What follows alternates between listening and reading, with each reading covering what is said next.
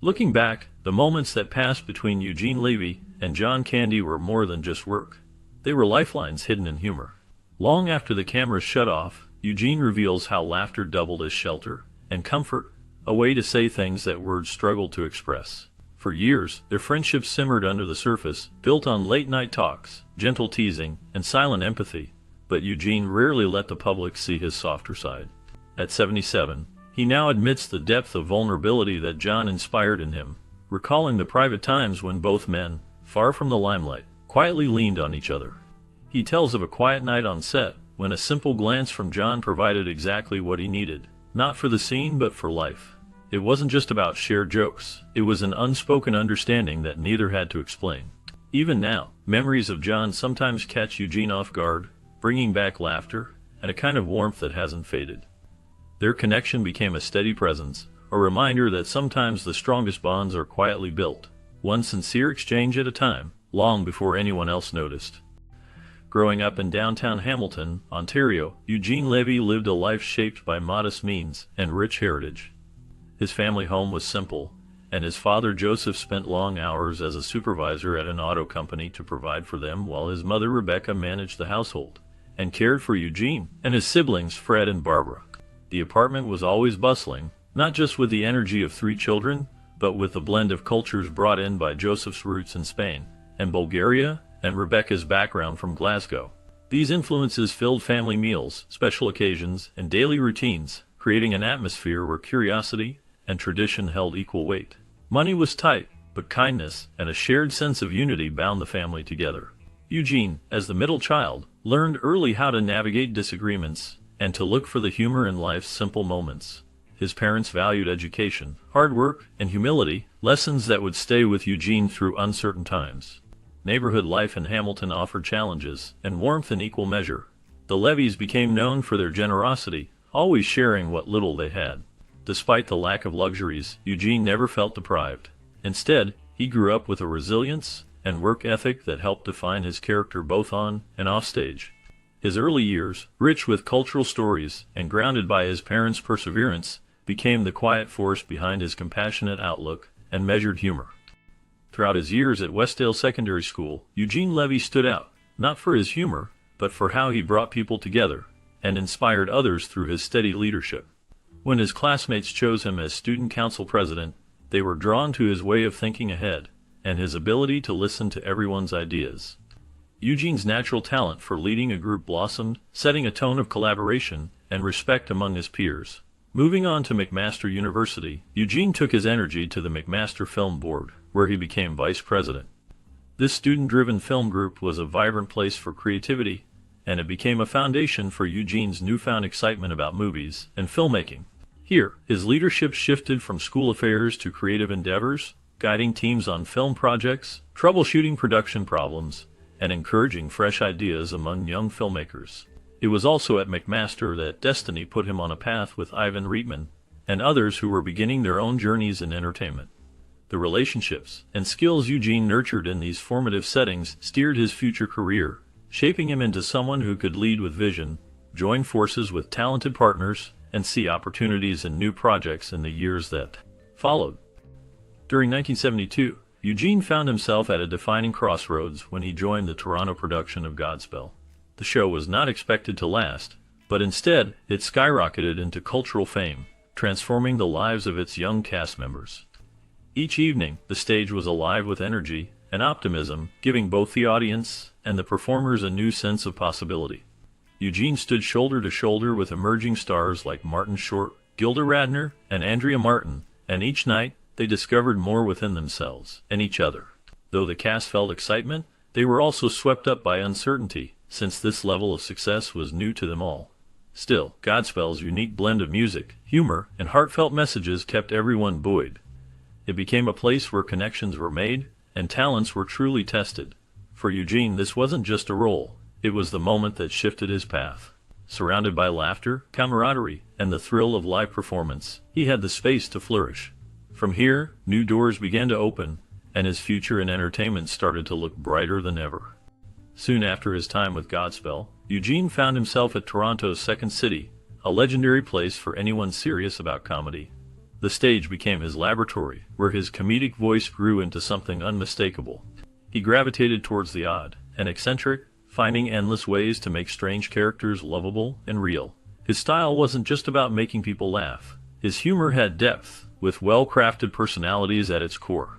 Eugene's characters often carried a unique blend of intelligence and goofiness. Earl Kurt, the bumbling newscaster, showcased his gift for turning awkwardness into hilarity, winning over both audiences and fellow performers. He also became known for his skill with impersonations, transforming into famous figures like Alex Trebek and Sean Connery so convincingly that people forgot they weren't watching the real deal.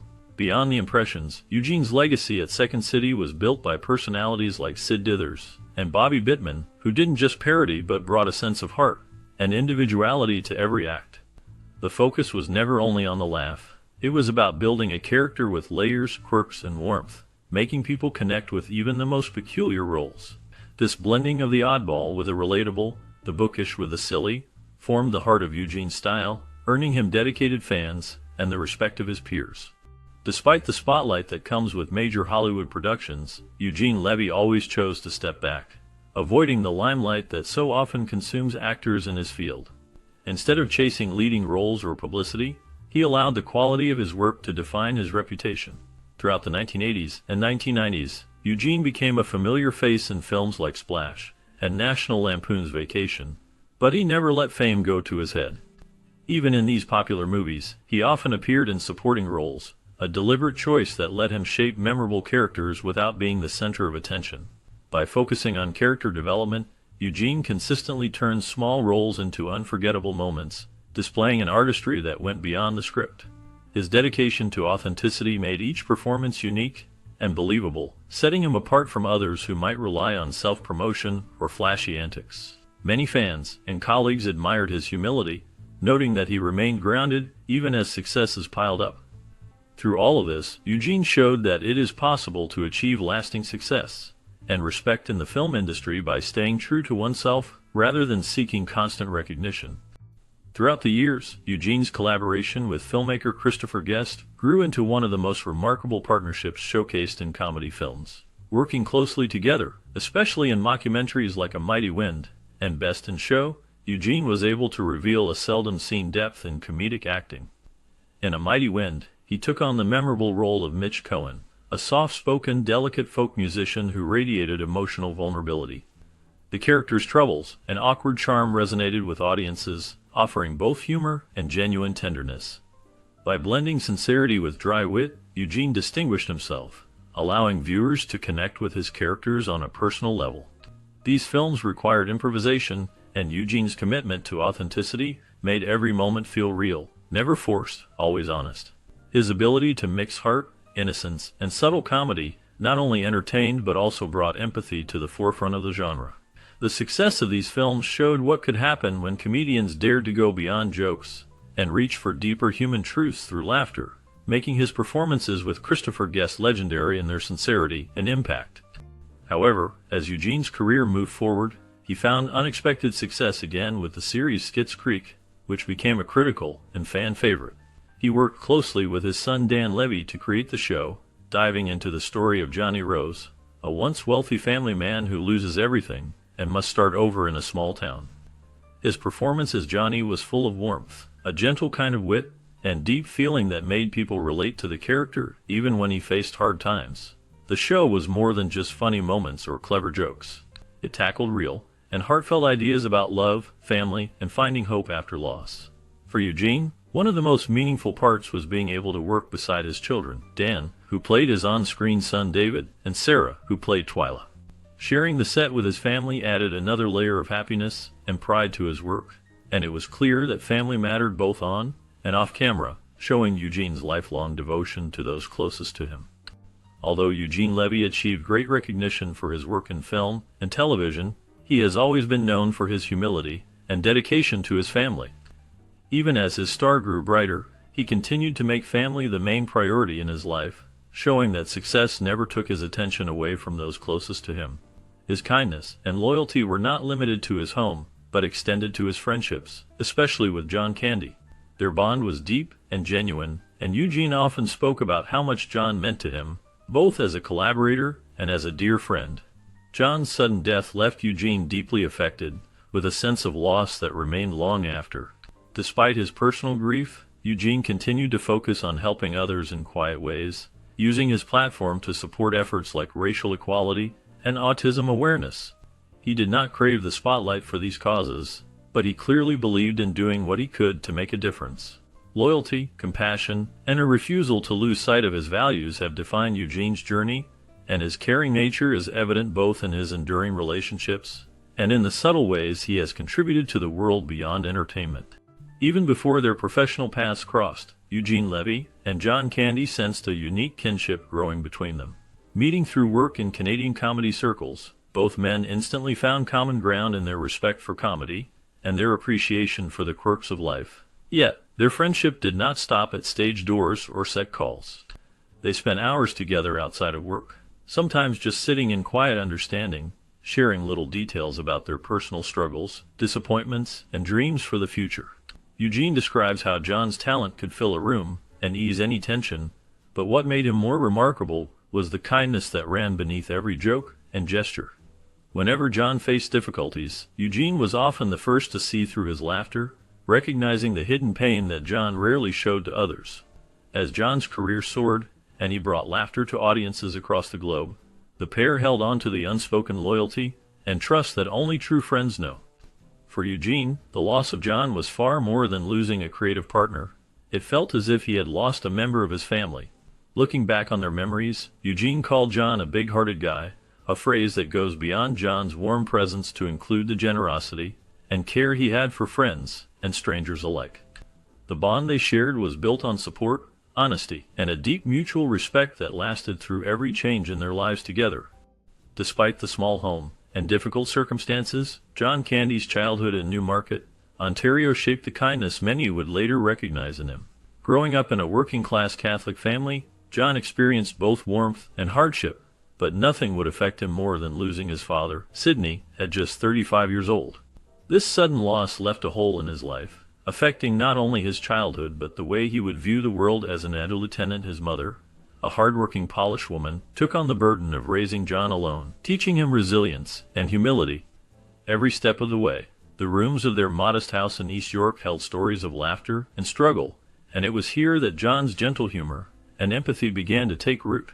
He quickly learned to balance his desire for a better life with an awareness of his family's circumstances. Instead of becoming bitter, he absorbed lessons about compassion and the quiet strength it takes to move forward after loss.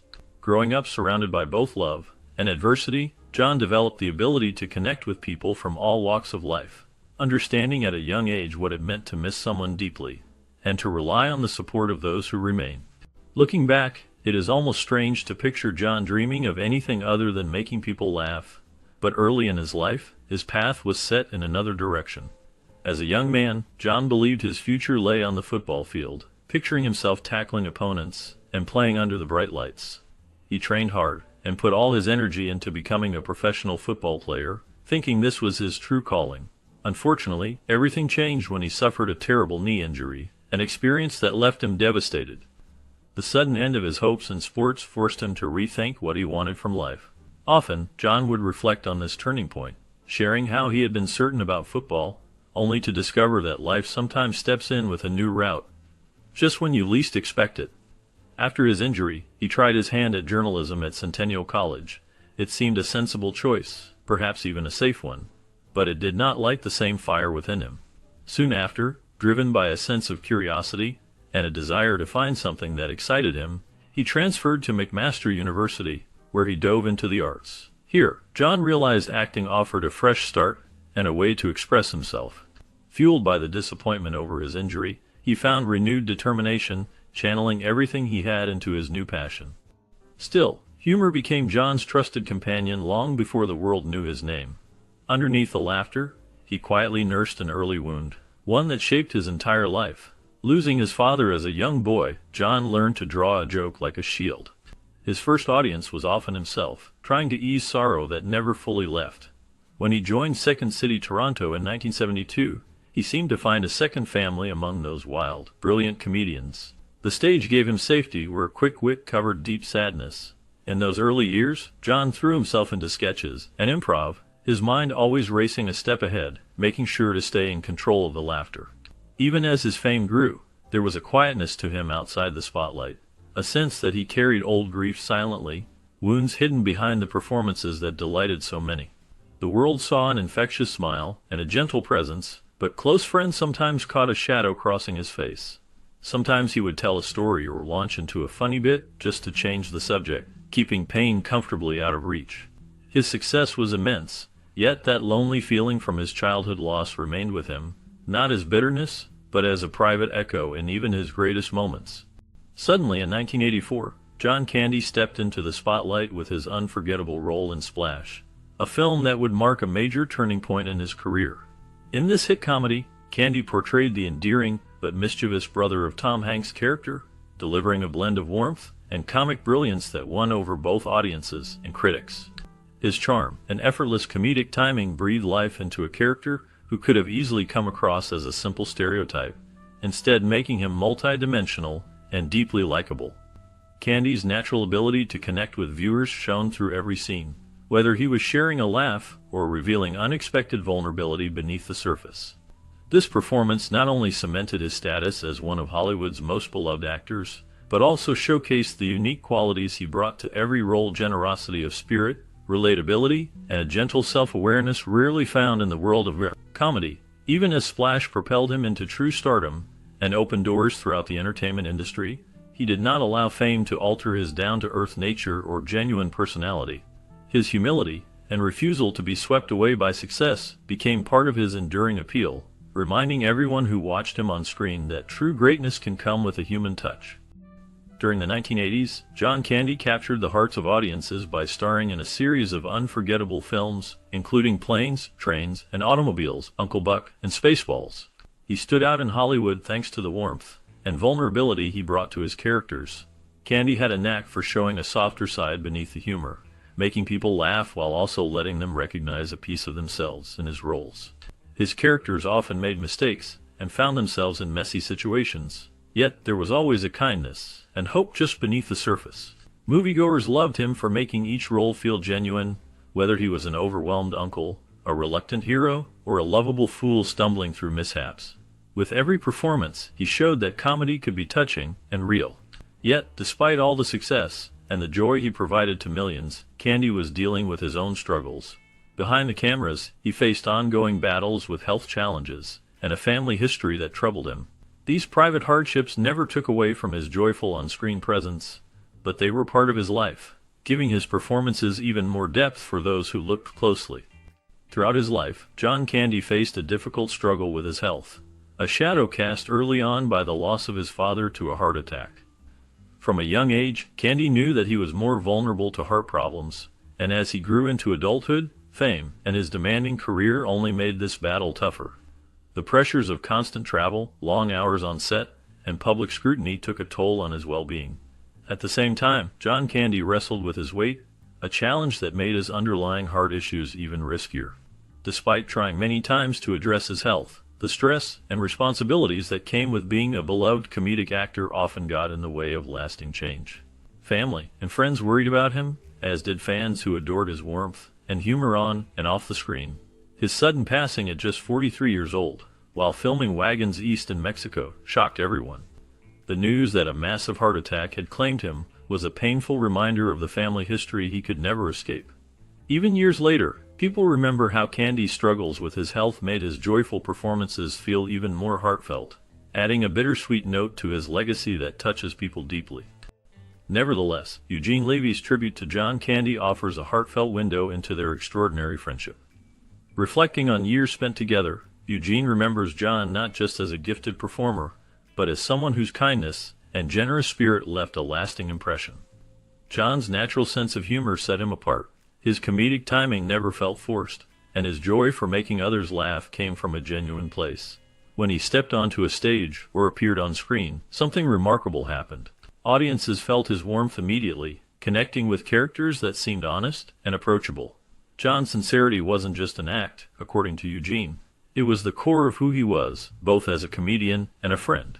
The loss left by his passing could not be filled. Eugene feels there is no one quite like him, Even now, his influence can be felt not only through his films but also in the memories and laughter he sparked in the people around him. Those who knew him still speak of the way his cheerful energy would light up a room, and those who watched him work recall moments that made them feel understood and included. Eugene's words show deep respect for a man whose legacy is built on the countless lives he touched, both in private and on a public stage, and whose ability to bring people together has yet to be matched. Instead of fading with time, traces of their friendship have dug in deeper, shaping the way Eugene sees the world and remembers his own journey. Even after so many years, he speaks with a gentle honesty about how John's presence helped him through lonely stretches and moments when laughter was more than a punchline. It was a quiet support no one else could quite offer. Often, Eugene describes these shy acts of kindness not as grand gestures, but as small shared silences, where a look or a nod said more than a whole conversation ever could. At 77, he says it's these overlooked memories, a seat kept warm backstage, a late coffee before filming, the unspoken promise that neither would let the other down, that stick with him most. Sometimes, the sound of John's laugh or a story from their past catches him off guard in quieter moments, pulling him back to sets where everything felt lighter. Through these stories, Eugene shows that long-lasting friendship is sometimes built quietly, away from crowds and interviews, and that what lasts isn't fame or jokes on screen, but the moments when someone simply stands by your